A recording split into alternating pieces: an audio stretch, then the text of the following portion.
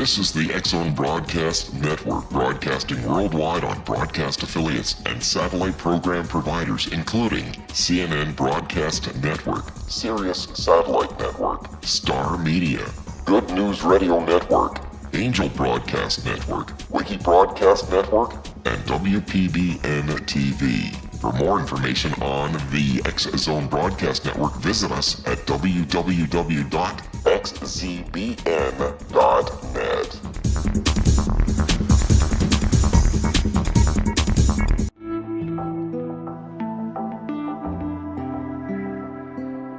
Take a step back in time and discover old Florida cuisine at Marsh Landing Restaurant in Fellsmere.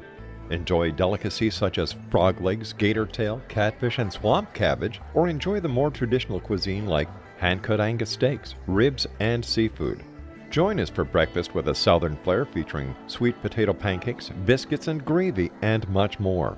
Planning a party? Marsh Landing's private dining room can accommodate groups from 8 to 80 people.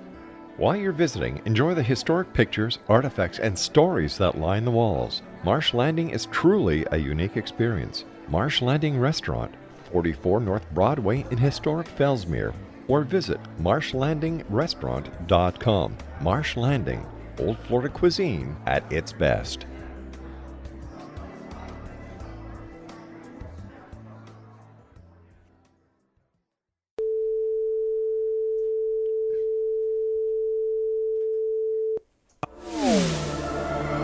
The X-Zone Radio Show with Rob McConnell is largely an opinion talk show.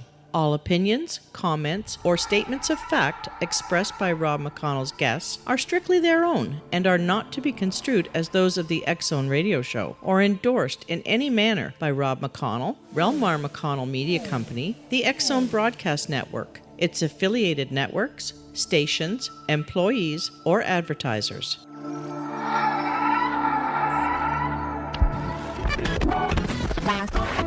All Hit Radio.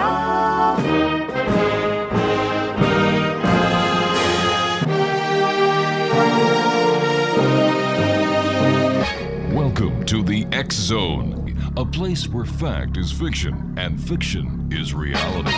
Now, here's your host, Rob McConnell.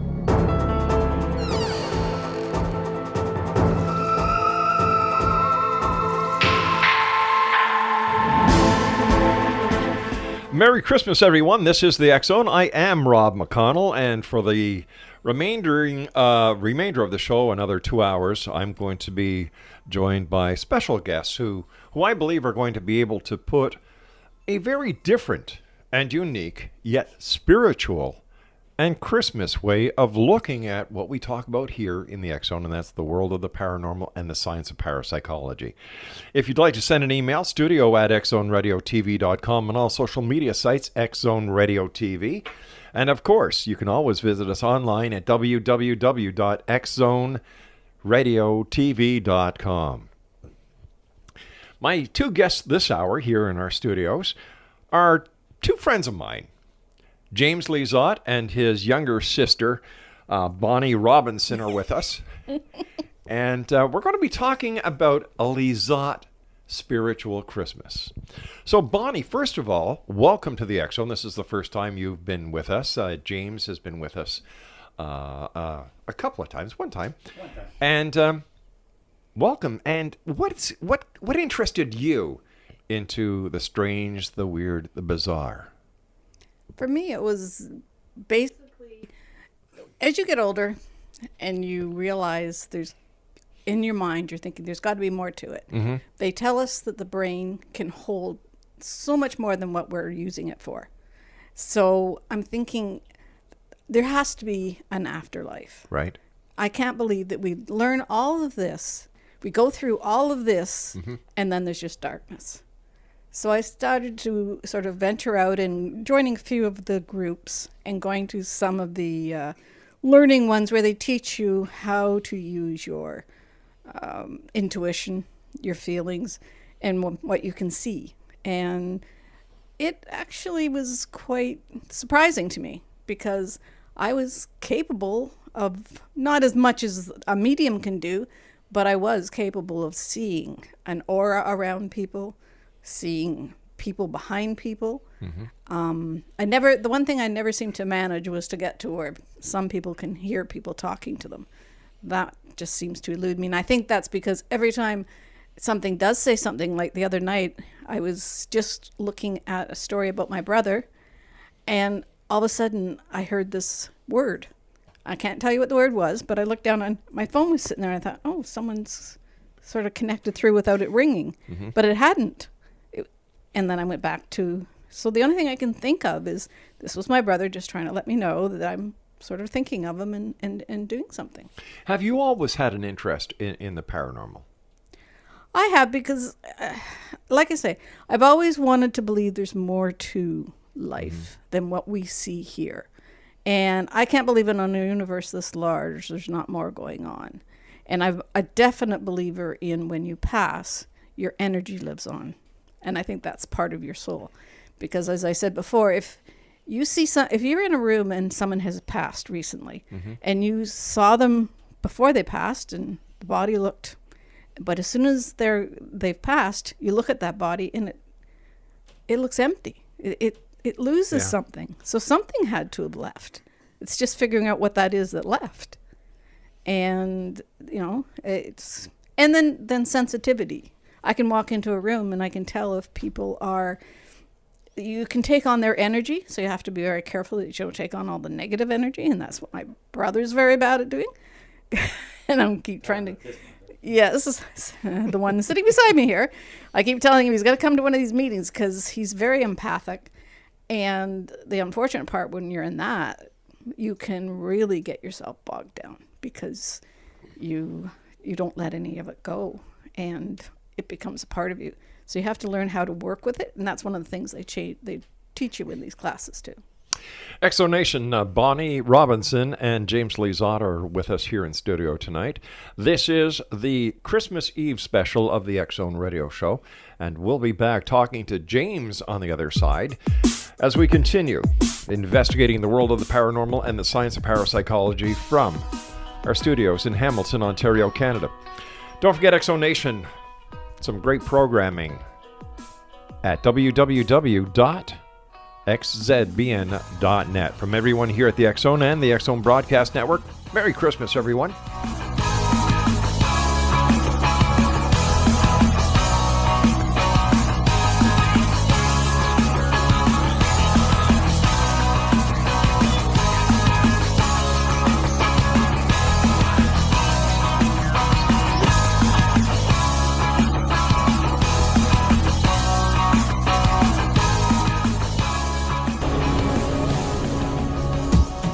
This is the X-Zone Broadcast Network, broadcasting worldwide on broadcast affiliates and satellite program providers, including CNN Broadcast Network, Sirius Satellite Network, Star Media, Good News Radio Network, Angel Broadcast Network, Wiki Broadcast Network, and WPBN TV. For more information on the X-Zone Broadcast Network, visit us at www.xzbn.net.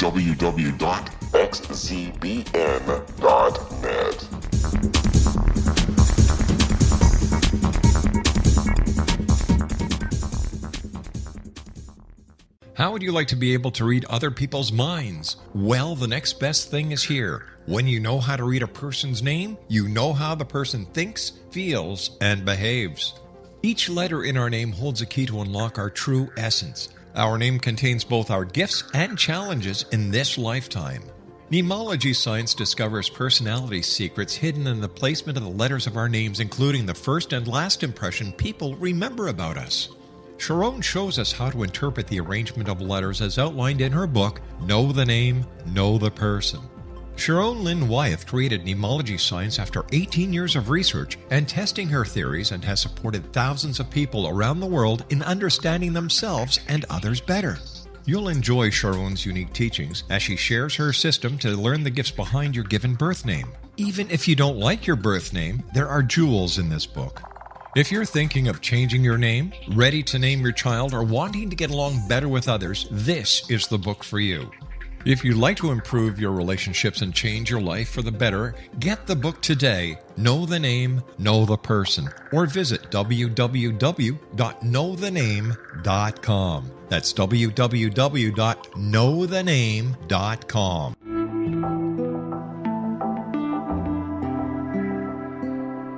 Take a step back in time and discover old Florida cuisine at Marsh Landing Restaurant in Fellsmere, Florida. Enjoy delicacies such as frog legs, gator tail, catfish, and swamp cabbage, or enjoy the more traditional cuisine such as hand-cut Angus steaks, ribs, and seafood. Join us for breakfast with a southern flair featuring sweet potato pancakes, biscuits and gravy, and much more. Planning a party? Marsh Landing's private dining rooms can accommodate groups from 8 to 80 people. While you visit, enjoy the historic pictures, artifacts, and stories that line the walls. Marsh Landing is truly a unique experience. Marsh Landing Restaurant, 44 North Broadway in historic downtown Fellsmere, or visit marshlandingrestaurant.com. Marsh Landing, old Florida cuisine at its best.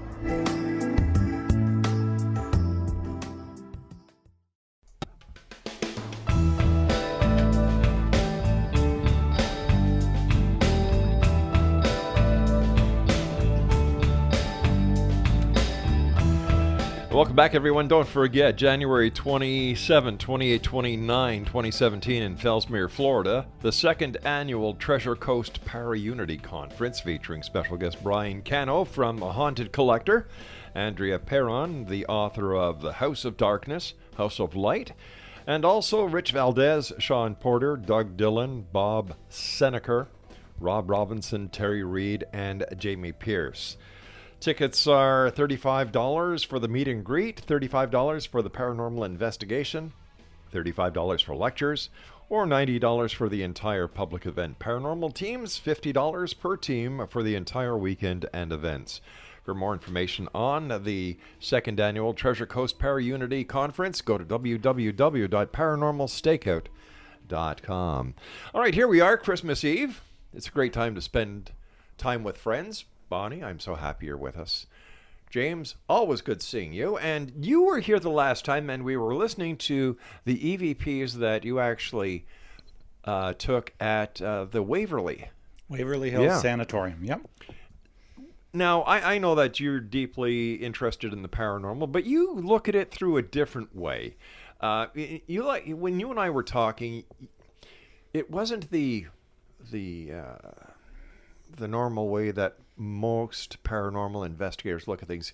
I remember you talking about, you wondered how the spirit sees the investigators and through the eyes of.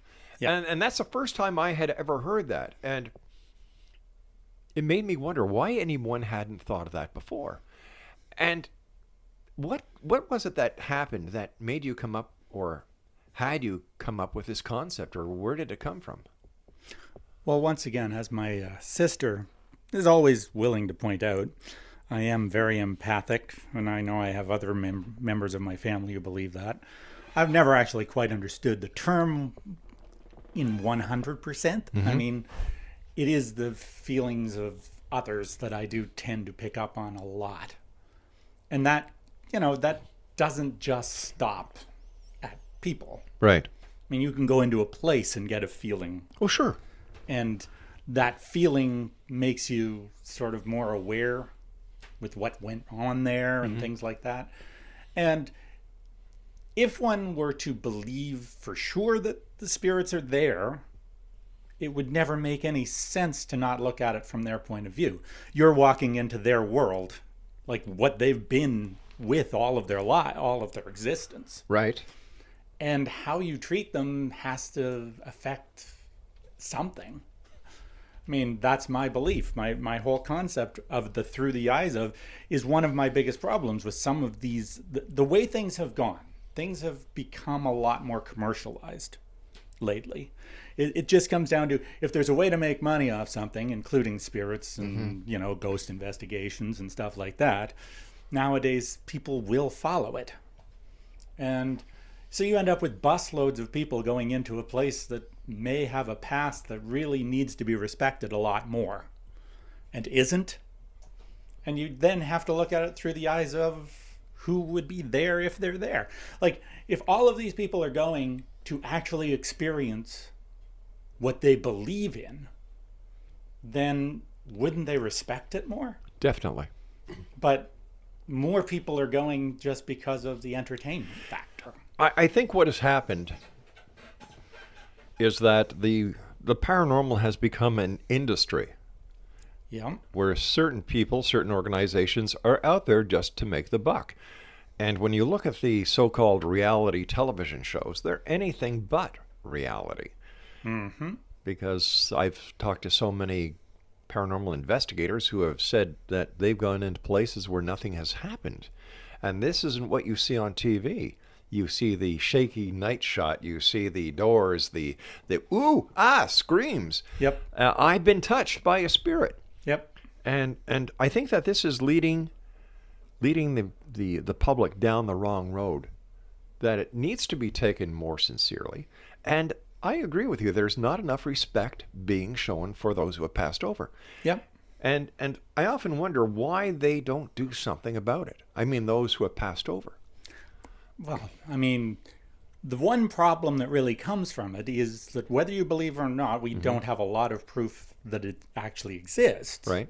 However, regardless, in my view, whether you actually, believe they exist or not, the place itself deserves the respect anyway. Like, for everything it's gone through.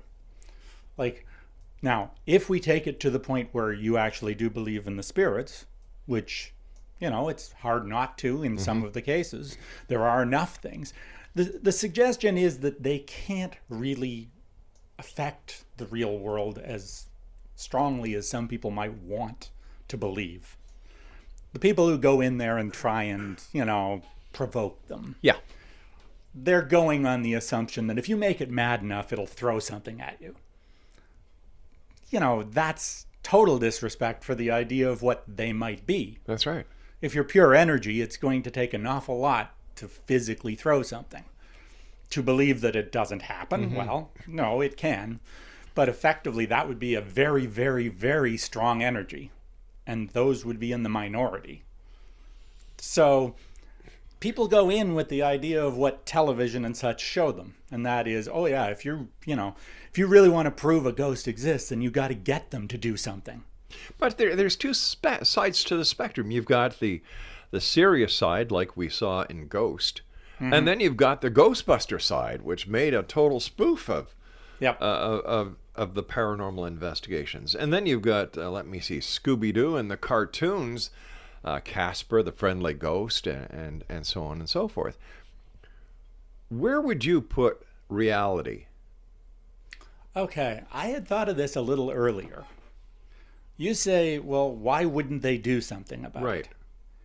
Let's take a person walking into a hospital room with someone in a coma. Now, you yell every possible swear word there is at them and everything else, and they don't respond. Right. Does that mean they're not there? No. Does that mean they don't deserve respect? No.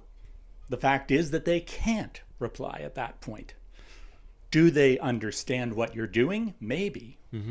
Will they remember? Maybe.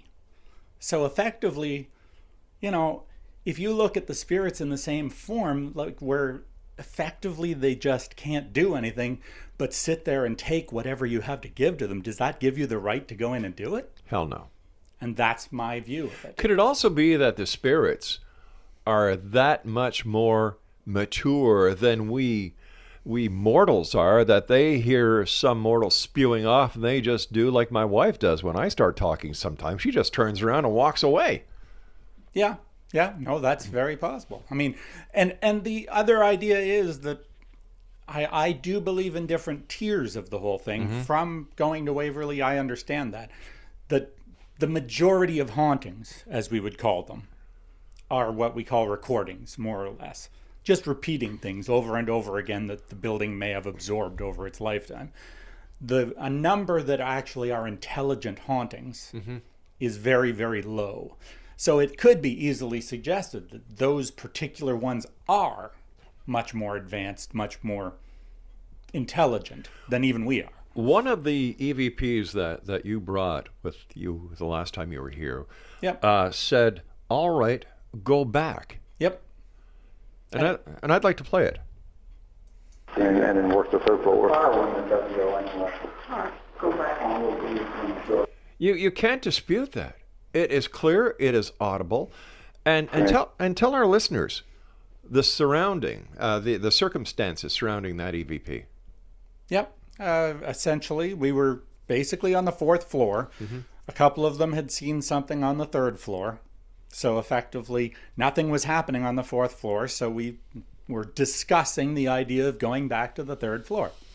And that was exactly what the whole discussion was about, between all 4 men, no women.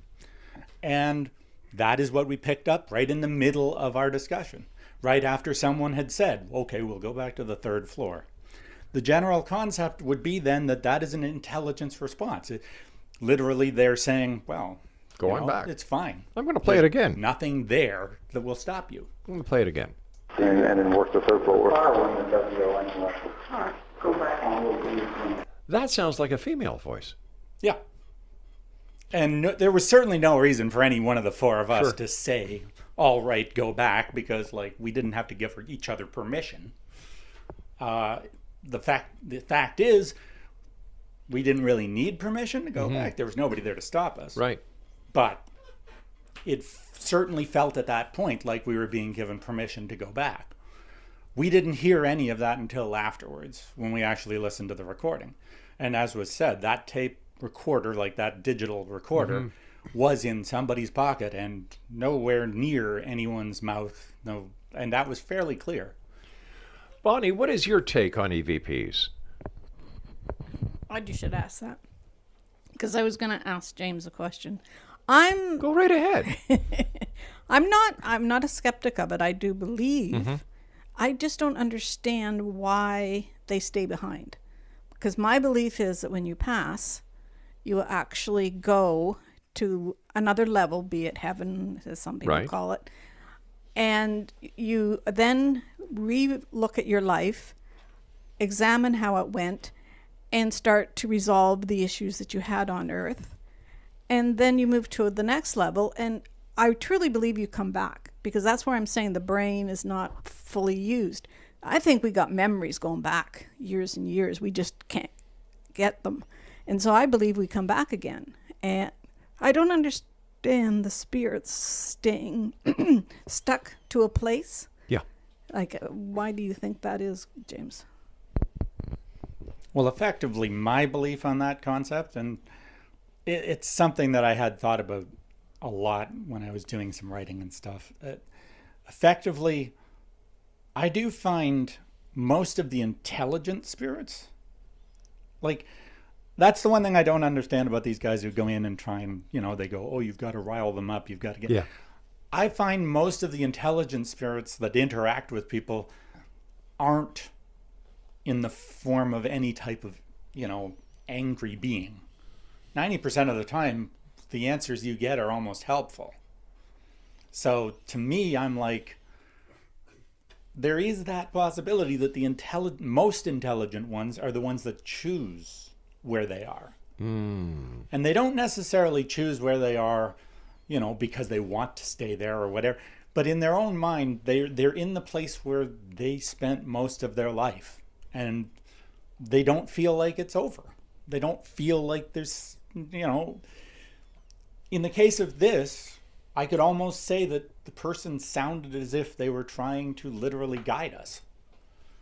So to me, it's possible this was someone who worked there or such and was helping people all their lives. And now they're continuing to try and help people even now. And to me, that would have made perfect sense for this situation. Because who better to give us a guide than somebody who worked their entire lives there? Exactly.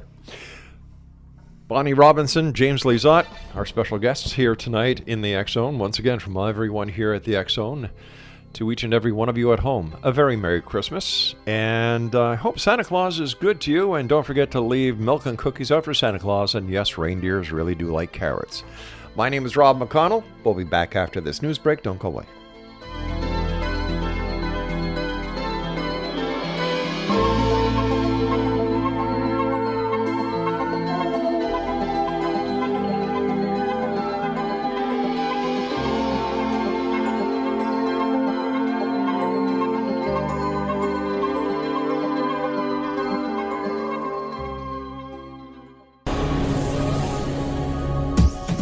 This is the X-Zone Broadcast Network, broadcasting worldwide on broadcast affiliates and satellite program providers, including CNN Broadcast Network, Sirius Satellite Network, Star Media, Good News Radio Network, Angel Broadcast Network, Wiki Broadcast Network, and WPBN TV. For more information on the X-Zone Broadcast Network, visit us at www.xzbn.net.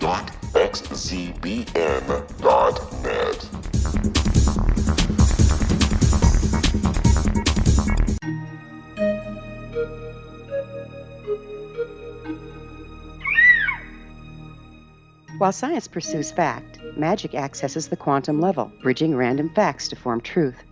As long as science and magic remain separate and polarized, the truth cannot be known. I'm Gwilda Wiyaka. Join me on the Science of Magic radio program, dedicated to unification and evolution of consciousness. During each episode, I'll be speaking with experienced and respected scientists and mystics. From astrologers to astronomers, from medical doctors to shaman, the scientific method to dowsing and intuition, we'll weave together information from seemingly divergent practices to promote unity and enlightenment. Join me, Gwilda Wiyaka, and the Science of Magic right here on the Mutual Broadcast Network. For more information, visit www.thescienceofmagic.net.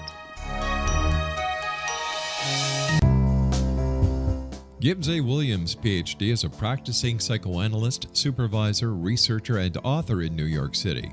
Much of his life has been dedicated to understanding nature and the uses of meaningful coincidences or synchronicities. His radical and original non-Jungian, non-mystical, non-magical theory of synchronicities illuminates much of the fog surrounding this challenging and perplexing topic. His ideas and manners are fresh, presented in a style that is both entertaining and highly informative.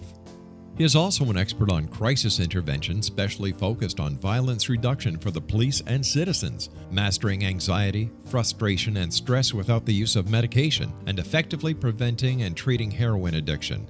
Dr. Williams can be contacted at his email address at gwwilliamsny11@aol.com or visit his website at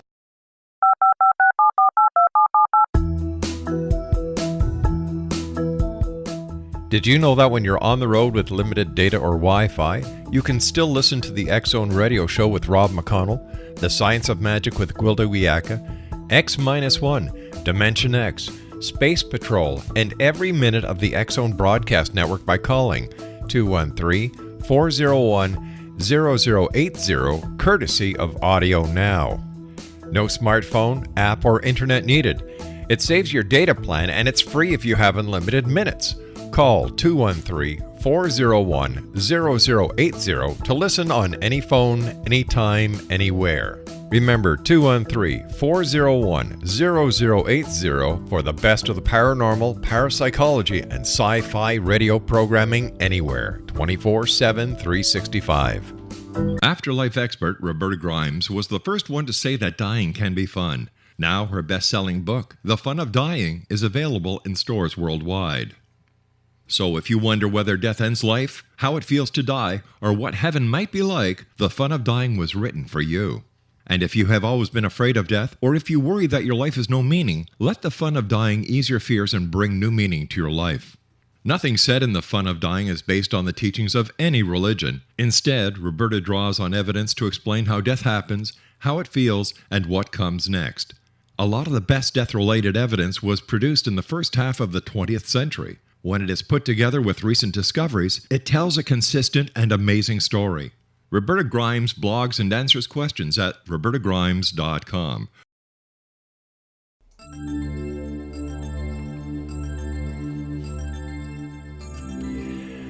Is there a life after death? Do we come back? Is reincarnation real? Why would you want to come back?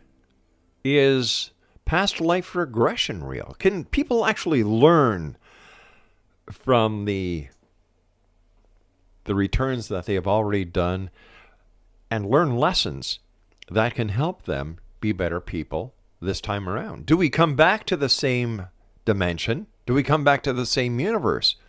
Do we go up and down the scale of evolution, or do we always go up and up and up?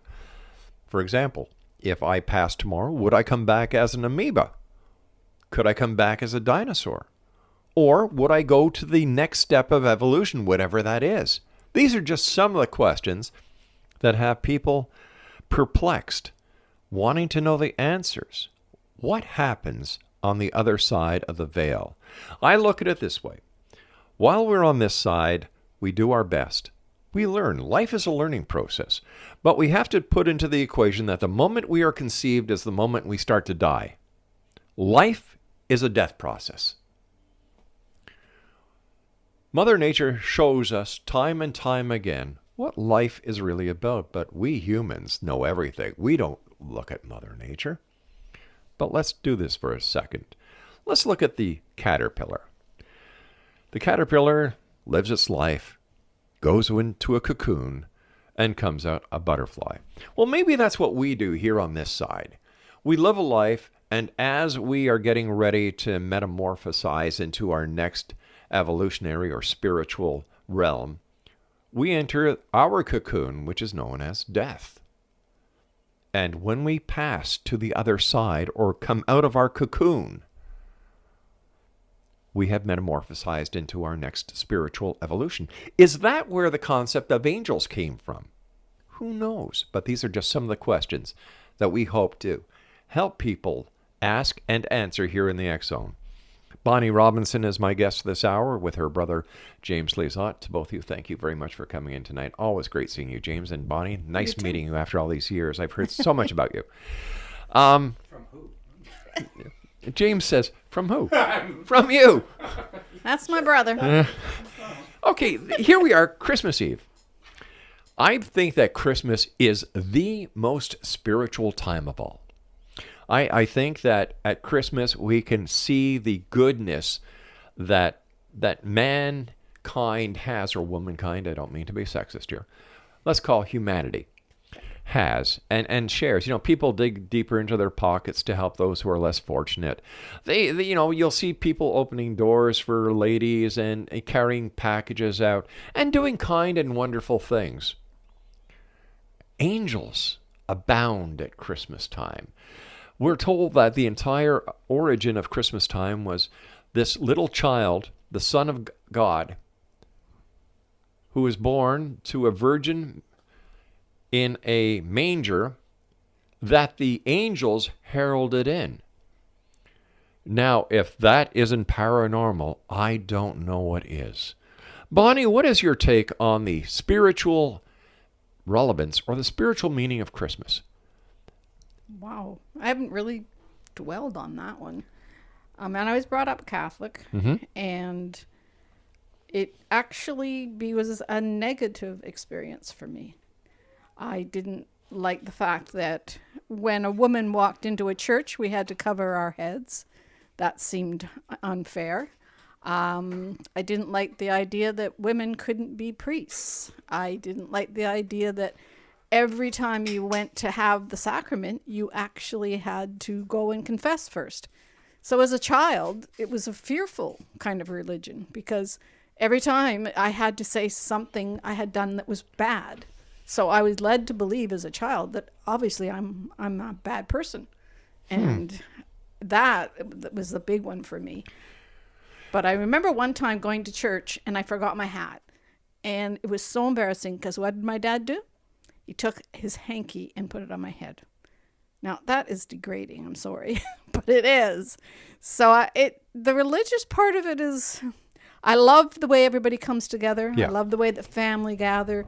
I love all of that, but I still have a hard time with the religion end of it because of the fact that, yeah, those experiences were what I had. You see, I was kicked out of the Anglican Church at the age of 10. Because I was asking too many questions.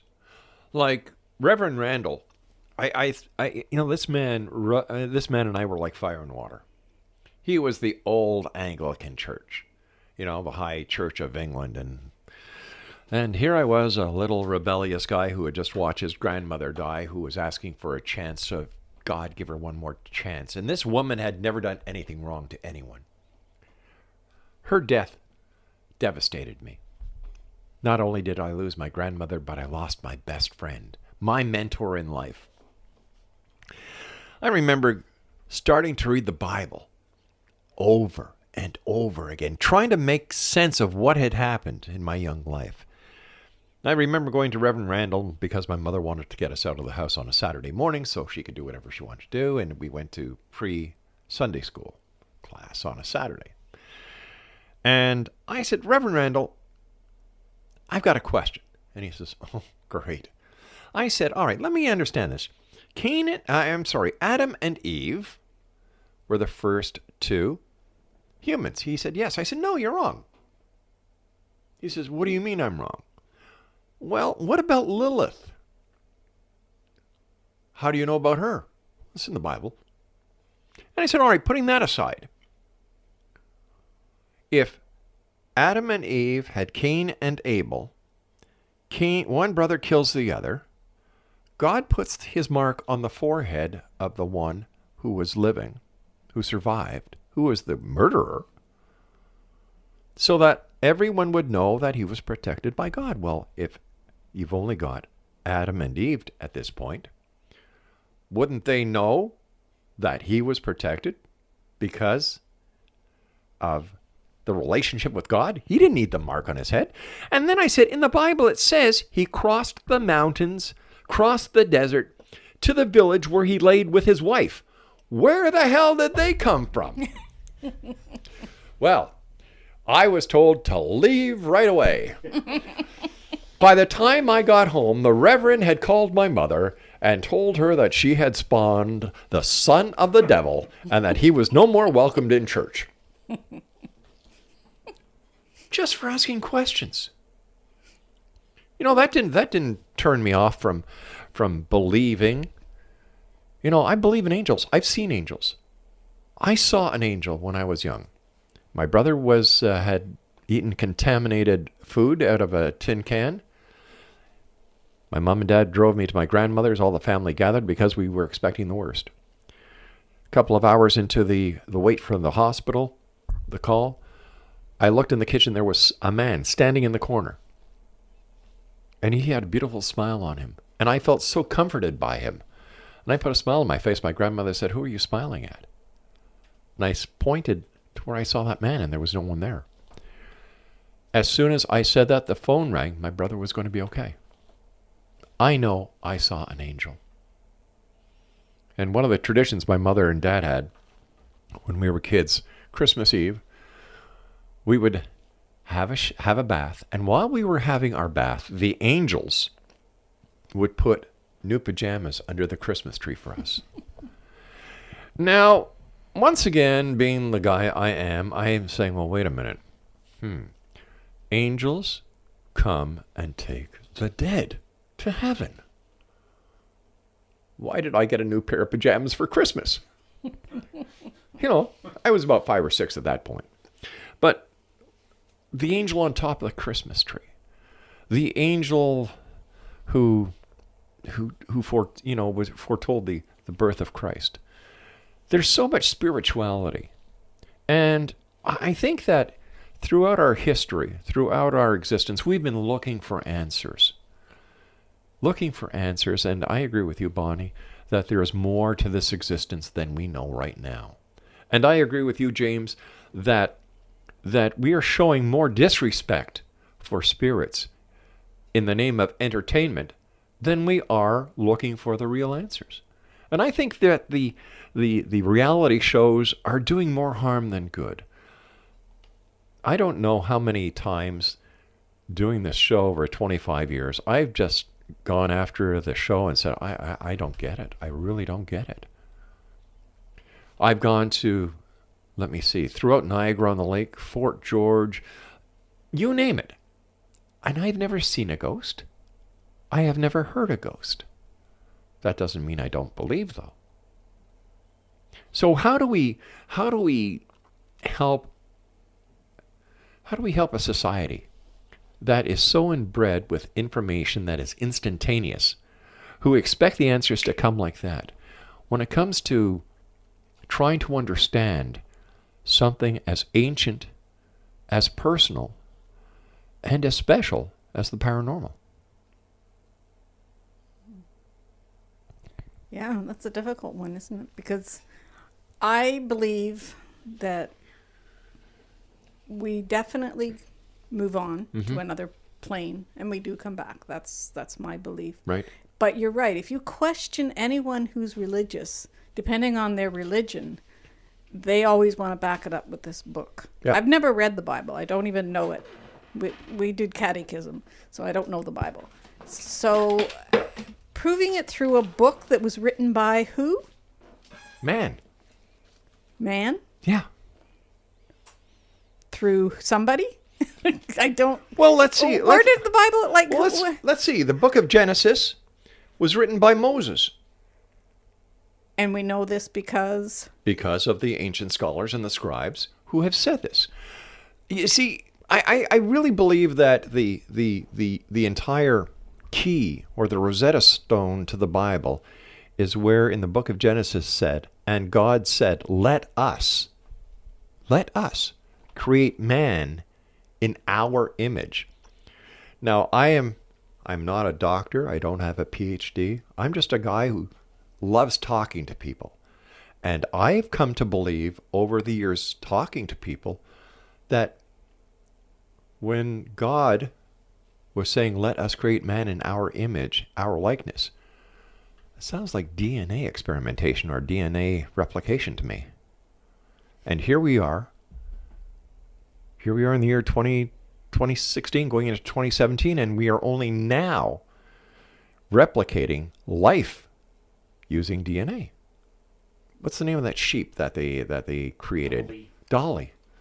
We created life out of DNA. So if we can do that with an animal, isn't it possible that somewhere on this planet, this very moment, there are scientists, doctors working on the replication of human life? And if that is the case, we are doing what the gods of the past have said that we are. If I was to write the Bible, I would put Noah's Ark in the first chapter.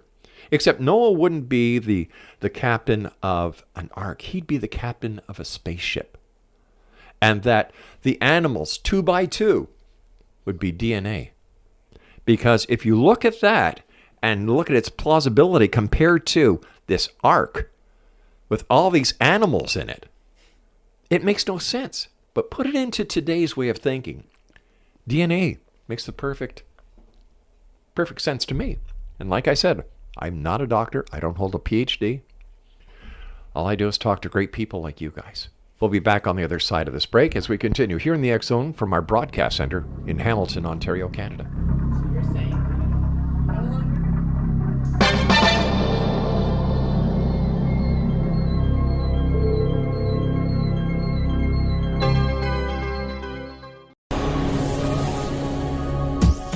This is the X Zone Broadcast Network, broadcasting worldwide on broadcast affiliates and satellite program providers, including CNN Broadcast Network, Sirius Satellite Network, Star Media, Good News Radio Network, Angel Broadcast Network, Wiki Broadcast Network, and WPBN TV. For more information on the X Zone Broadcast Network, visit us at www.xzbn.net.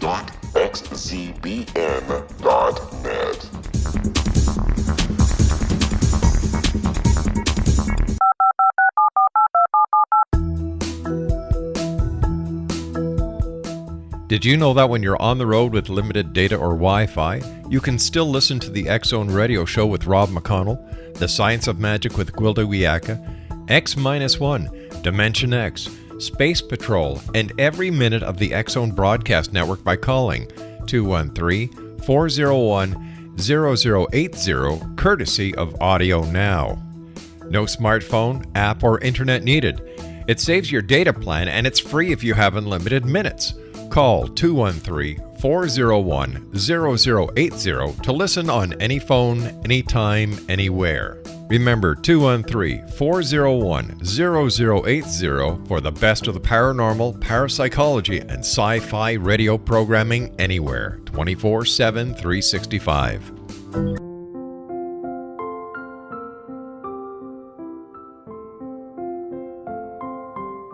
I am Dr. Carl O'Helvey, founder, president of a new cancer foundation focusing on evidence-based physical, mental, and spiritual interventions, including natural cancer cures, prayer, meditation, affirmations, nutrition, and other related holistic cancer prevention and cure modalities. These are used in cancer education, research, and financing care. I ask for your help to continue this important work by donating at www.holisticcancerfoundation.com.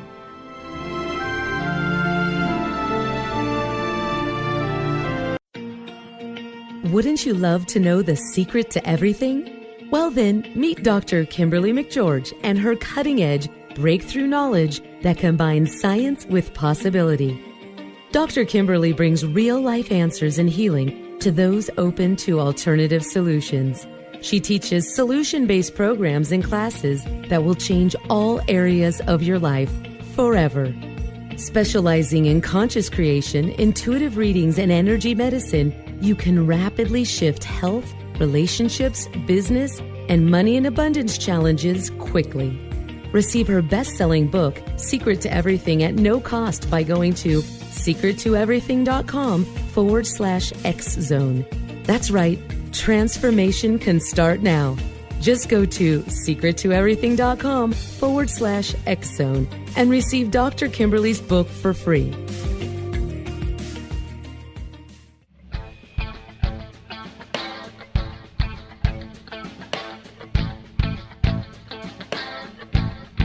What Happened in Benghazi is revealed by Nicholas Genix, author of Obama, Islam, and Benghazi. He informs the American people that President Obama deceived them by advocating a strong foreign policy prior to the 2012 presidential election, and Hillary Clinton supported this deception. As the title infers, there is a connection between Obama, Islam, and Benghazi.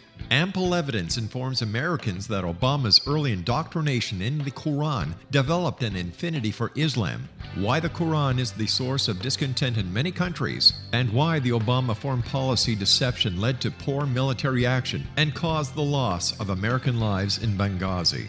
Genix provides 36 questions for the Select Committee on Benghazi to validate if Americans are justified to mistrust President Obama and Hillary Clinton. An overview of Obama, Islam, and Benghazi is presented on the website www.futureofgodamen.com. That's www.futureofgodamen.com.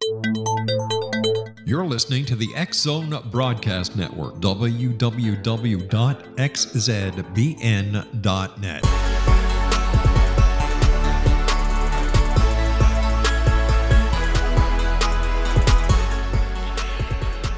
Bonnie Robinson and James Lizotte are our special guests here in our studios in Hamilton, Ontario, Canada, X-Zone Nation, and from everyone here in the X-Zone and from all of the members of the X-Zone Nation, a very Merry Christmas. And nothing but the very best of 2017, because I've got a feeling that 2017 is going to be a super year for each and every one of us. James, tell us about your beliefs or how you see Christmas. I sort of have a different way of looking at it, mainly because in my whole life, I have never been involved in any type of the religion end of things. Like, I've never been to church. I've never, read the Bible. I was in a public school. I wasn't in a Catholic school, things like that. I mean, from day one, I've never really experienced that end of things. Yet I can see, to me, Christmas has always become more of a situation where, when you're a little kid, the first thing you remember is, oh, wow, there's a tree in our living room and we get stuff under it.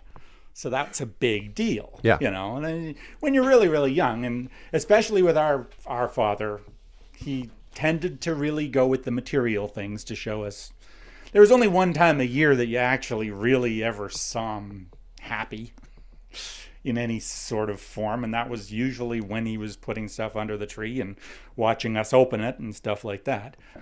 But as I got older, the one thing I started to associate it with more, though, was we always got together the next day. Boxing Day was like our entire family getting together in a large group. When I look back, that's what I remember more than any of the toys, more than any of the things that you get, I always remember just the idea of coming together more. And the idea that for once, all of a sudden everybody's talking about peace on earth. Everybody's talking about, you know, the wonderful time of year that it is. Yeah. And, you know, I never needed the religion to actually appreciate that, to actually understand that I want more of this in my life. I mean, the religion attached to it, I don't know. I mean, I've never known it. Do I believe? I believe that it's similar to, like, spiritualism of any form. Mm-hmm. I don't believe that we all have to have that one staunch belief Right. for us to have Christmas. I mean, it seems to be the one time of year when everyone is willing, more or less, to. But I think that maybe that is why society has brought Santa Claus into it, to take the onus and the focus off of the religious aspect and to use Santa Claus as one who brings family unity together. Yeah. You know? Yeah, I can understand that. It's like an ambiguous figure that really isn't related directly to the actual original Christmas. You know, and another thing that I've seen is that here in Hamilton, we have a large Muslim community. Mm-hmm. And our next door neighbor here is Muslim. They are super people. And what he did this year was he got Christmas laser decoration light on his house. And he is so proud. He has a granddaughter and a grandson, and he came over to me and he says, "Look, Christmas lights. I like."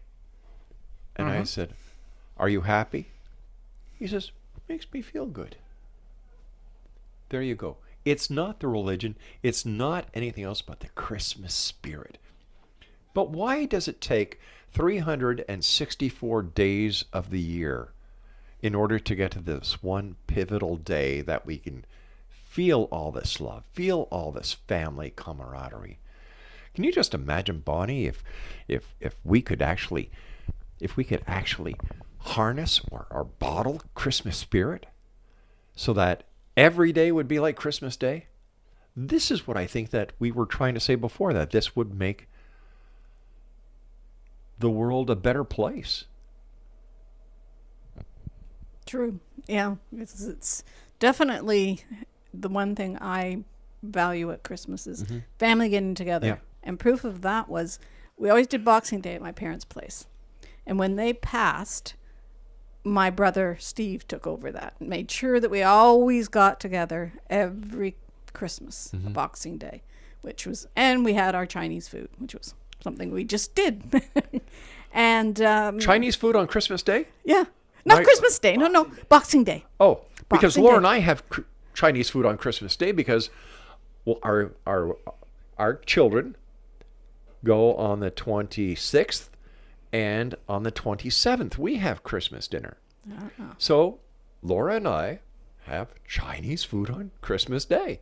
Yeah, Boxing Day. My dad started the tradition of Chinese food. He would pre-order ahead. The Chinese place loved it. They would come in, and it was great. They would get the big delivery. And so this year, my brother's been passed now for 3 years, and this year we planted a tree through his daughter, who got us all to get together and put some money together and have a tree planted at the hospital park where he was in the hospital in Oshawa. Isn't that wonderful? And have a small plaque put on the ground. And that, I was amazed.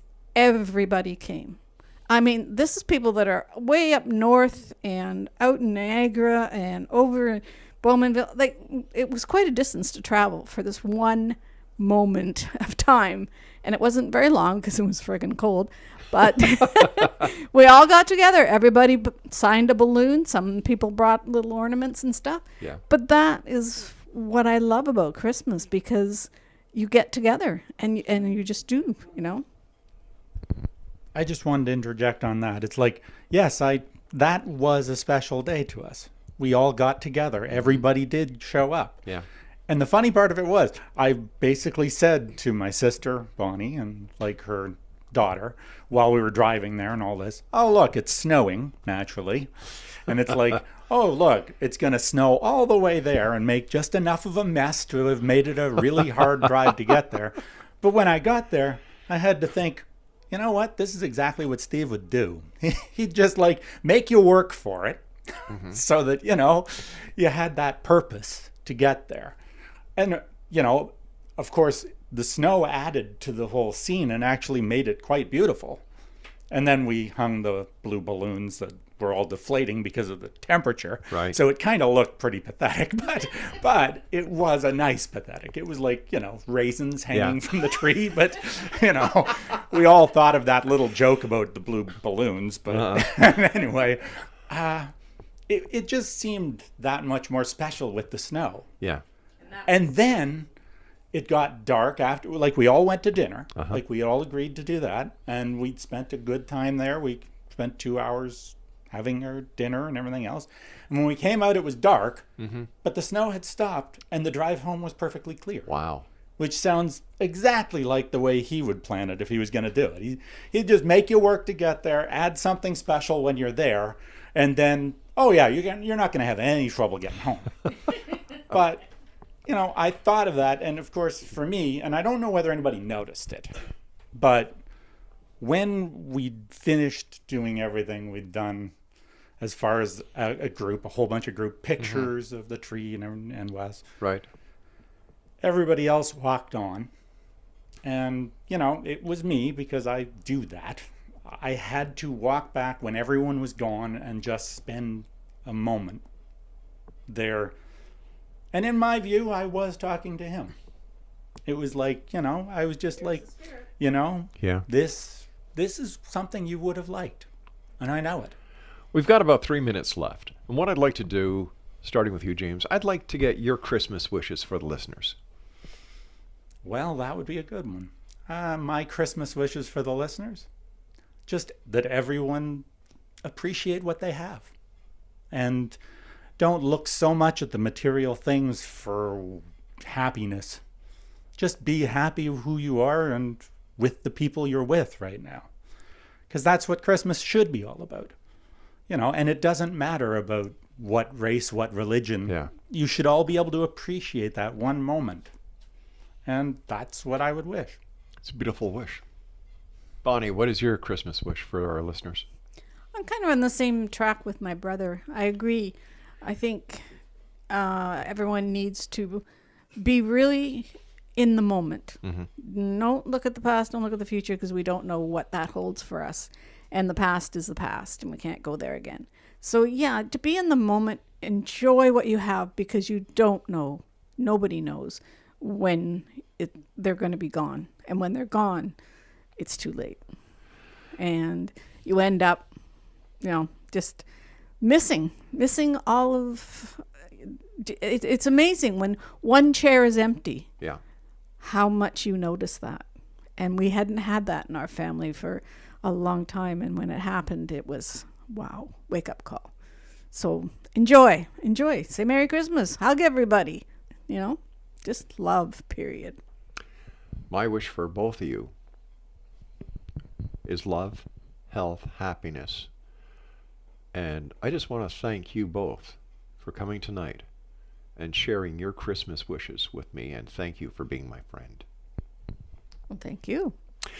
X-Zone Nation, I'll be back on the other side of this break with the news as we continue here in the X-Zone from our broadcast center in Hamilton, Ontario, Canada. This is the X-Zone, and send me your emails, xzone@xzoneradiotv.com, or to our studio at studio@xzoneradiotv.com.